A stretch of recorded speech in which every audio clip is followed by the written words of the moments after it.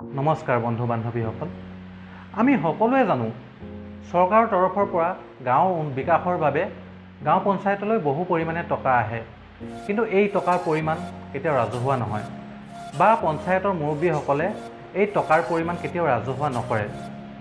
সেয়ে মই এই ভিডিঅ'ৰ জৰিয়তে আপোনালোকক জনাম যে আপোনালোকৰ অঞ্চলৰ পঞ্চায়তলৈ কিমান টকা আহিছিল চৰকাৰৰ তৰফৰ পৰা আৰু সেই টকা ক'ত ক'ত পঞ্চায়তে খৰচ কৰিলে। ইয়াৰ আগতে এই বিষয়ে আপুনি জানিব বিচাৰিছিল যদিও জানিব পৰা নাছিল, কিন্তু এতিয়া ভাৰত চৰকাৰে এই সকলোখিনি ৰাজহুৱা কৰিলে। সেয়ে আপুনি ঘৰতে বহি সকলোখিনি তথ্য ল'ব পাৰিব। তেন্তে আহক পলম নকৰি ভিডিঅ'টো আৰম্ভ কৰোঁ।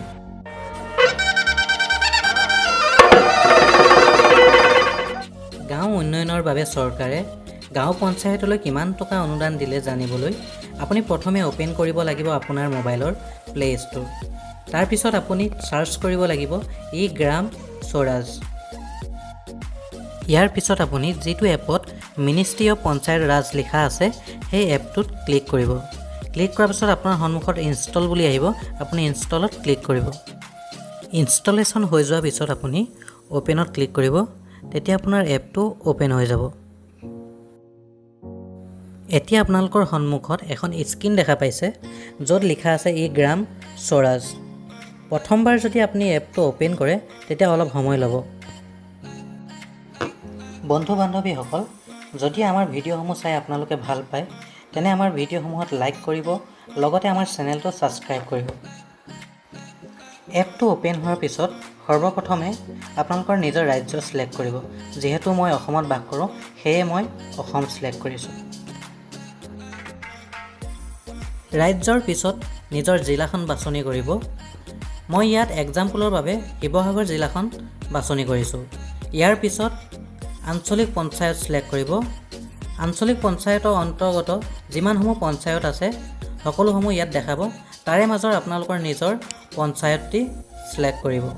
এই সকলোবোৰ শুদ্ধকৈ বাছনি কৰাৰ পিছত ছাবমিটত ক্লিক কৰিব। এতিয়া আপোনালোকে মোবাইলৰ স্ক্ৰীণত দেখা পাইছে প্ৰথমে ৰাজ্য, তাৰপিছত জিলা, তাৰপিছত আঞ্চলিক পঞ্চায়ত, তাৰপিছত পঞ্চায়ত। ইয়াৰ পিছত আপোনালোকে ফাইনেন্সিয়েল ইয়েৰ ছিলেক্ট কৰিব। স্ক্ৰীণত আপোনালোকে দেখিব পাইছে যেন ফাইনেন্সিয়েল ইয়েৰ 2019-20ত ওপৰত উল্লেখিত পঞ্চায়তটিলৈ চৰকাৰী অনুদান আহিছিল 23,79,846 টকা। সেই অনুদানেৰে পঞ্চায়তে মুঠ 9টা কাম সম্পূৰ্ণ কৰিছে আৰু সেই 9টা কাম সম্পূৰ্ণ কৰোঁতে মুঠ ব্যয় হৈছে 27,80,500 টকা। পঞ্চায়তে কৰা কামৰ সম্পূৰ্ণ বিৱৰণ জানিবলৈ আপুনি তলত লিখা ডিটেইলছত ক্লিক কৰিব। এতিয়া আমি পঞ্চায়তে কৰাৰ কামৰ সম্পূৰ্ণ বিৱৰণ দেখিবলৈ পাইছোঁ। যেনেকৈ আপুনি 1 নম্বৰতে দেখিছে 60,000 টকা ব্যয় হৈছে ৰাস্তাৰ কাম কৰোঁতে। এক্টিভিটি ডেছক্ৰিপশ্যনত দেখিছে গ্ৰেভেলিং, মানে ৰাস্তাৰ কামত পঞ্চায়তৰ ফালৰ পৰা 60,000 টকা খৰচ কৰিছে। 2 নম্বৰত দেখা পাইছে 2 নচ ছ'লাৰ লাইট লগাইছিল, তাত ব্যয় হ'ল 43,000 টকা। 3 নম্বৰতে দেখিছে গ্ৰেভেলিং এট ধুদৰ আলি, পাব্লিক ৰোডৰ কাম হৈছিল, তাত ব্যয় হৈছে 40,000। চতুৰ্থতে দেখিব পাইছে 5 নম্বৰ ৱাৰ্ডত 200 মিটাৰ ৰাস্তা পকী কৰিছিল চিমেণ্টৰ ইটাৰে, যাক আমি ব্লক বুলি কওঁ। সেই ৰাস্তা পকীৰ নামত পঞ্চায়তে ব্যয় কৰিছিল 4 লাখ টকা। পঞ্চমতো দেখা পাইছে ৰাস্তা পকী নামত পঞ্চায়তে 4 লাখ টকা ব্যয় কৰিছে। 6 নম্বৰত আপোনালোকে দেখা পাইছে 1,50,000 টকা ব্যয় কৰিছে 3 নম্বৰ ৱাৰ্ডৰ ৰাস্তাৰ নামত। ঠিক সেইদৰে 7 নম্বৰত দেখা পাইছে ড্ৰিংকিং ৱাটাৰ নামত 6,80,000 টকা পঞ্চায়তে ব্যয় কৰিছে। আপোনালোকে দেখা পাইছে এখন দীঘল লিষ্ট য'ত সকলো কামৰ বিৱৰণ দিয়া আছে। এনেদৰে আপোনালোকে পঞ্চায়তে চৰকাৰৰ পৰা পোৱা অনুদানৰ টকা ক'ত কেনেকৈ ব্যয় কৰিলে সকলোখিনি জানিব পাৰে। বন্ধু বান্ধৱীসকল, যদি আপোনালোকৰ সন্দেহ হয় পঞ্চায়তে অধিক টকা খৰচ কৰিছে তেনে আপুনি ইয়াৰ আপত্তিও কৰিব পাৰে।